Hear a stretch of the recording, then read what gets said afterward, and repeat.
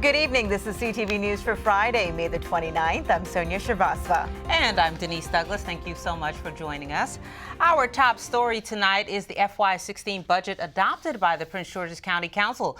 Debate on the multi-billion-dollar proposal started in March and ended last night with a package that some say is a tough pill to swallow. Byron Scott has our story. Is there a motion to adopt? The vote in County Council chambers came at the end of a long day. There were 6 yeas. So I reluctantly cast my yes vote on this budget. And 3 nays. And this is one of those times that I honestly cannot, in good conscience, support this piece of legislation. Adopted was a $2.95 billion budget that included tax hikes far more modest than those sought by County Executive Rashern Baker. The council's financial picture in the new fiscal year will not be without some pain for everyone. The budget includes a 4% property tax hike and a 1% increase in telecommunications taxes. This raises approximately $34 million in revenue for the school system, which is the necessary funding to cover the unfunded state teacher pension mandate for fiscal year 2016. The package also stipulates that 50% of the gaming tax revenues from MGM National Harbor will go to education. The county executive released a statement which read in part, he will decide on whether the budget passed by council, represents the best course to position us for a more prosperous future. And the CEO of Prince George's Schools, Dr. Kevin Maxwell, also released a statement saying, unfortunately, this council action continues the tradition of chronic underfunding of our schools. I believe our challenges are greater than just putting money into the school system. The FY16 budget also includes a performance audit of schools, which is not aimed at or suggesting fraud, but rather if the money is being spent most efficiently. Go from there and try to work through what needs to be funded. And as they say, it ain't over till it's over. To that end, the county executive now has 9 days left either to sign the budget or veto it. Stay tuned. At the County Administration Building, Byron Scott, CTV News. We'll certainly be talking more about that in the days to come. Well, former Maryland Governor Martin O'Malley is expected to announce his plans for the 2016 Democratic primary tomorrow. As a prelude to his announcement in Baltimore, the politician, musician released this short video today.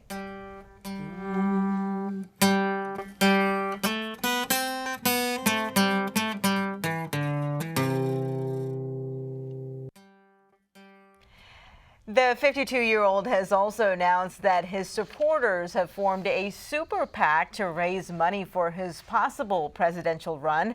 Generation Forward plans to run advertising in early primary states soon. Meantime, some activists plan to protest O'Malley's announcement this weekend. They claim police brutality flourished under his zero-tolerance policies as mayor of Baltimore. A former substitute teacher in Montgomery County learns his punishment for child sex abuse. Today, a judge sentenced Jose Pineda to 5 years behind bars for sex abuse of a minor and sex offense charges.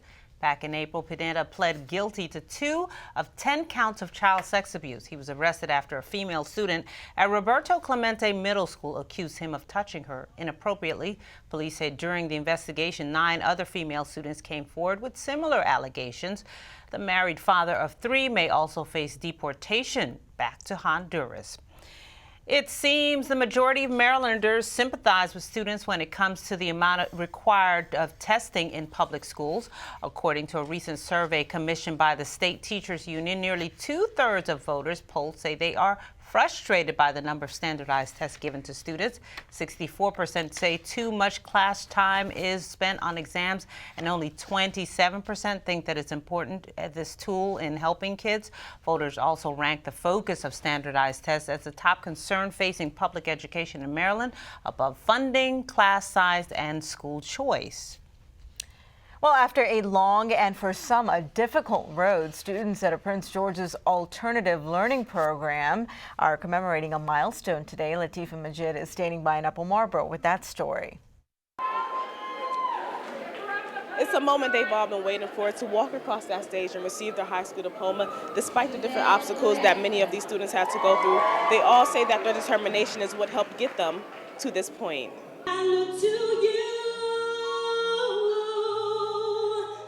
They all had different struggles, but as the saying goes, the world's most beautiful diamonds form under pressure.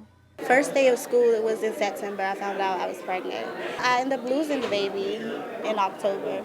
It was just too much because my attendance was lacking. Despite the many obstacles she faced, Crystal Price signed the paper to receive her diploma today. God was tremendously a blessing. I've been wanting to do this for so long, but just to do it was everything. Samantha Mecca Goy.